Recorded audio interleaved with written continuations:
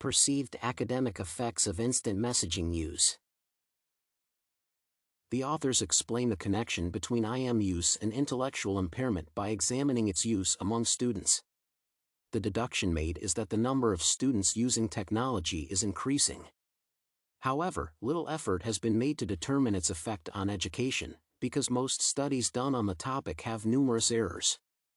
This identified gap motivated them to explore this topic, concluding that IM affects academic performance.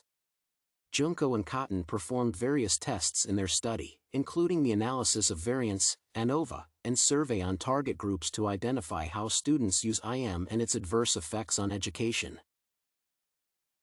Claims made against the use of IM are that it promotes multitasking, which is a distraction to learning. This rationale was justified by examining activities students engaged in while doing their homework. They reported that IM promotes various activities such as social networking and chatting. Additionally, IM affects the fundamental processes of learning by overburdening the mind.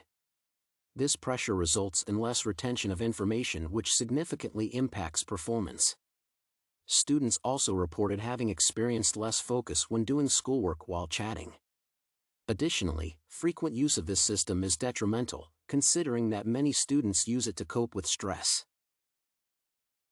The authors acknowledge the limitation of this research, indicating that interested researchers must do extensive studies on a broader scale to ensure that its internal and external validity is guaranteed.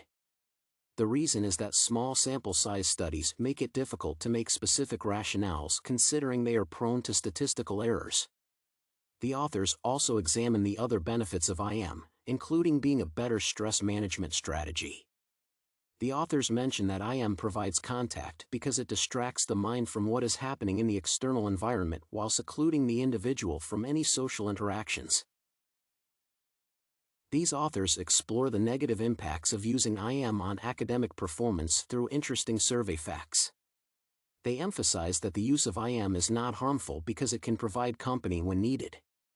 However, excessive use of IM limits concentration by distracting the mind from the realities in the environment. When students engage in multitasking activities such as chatting and studying, they lose focus due to this distraction.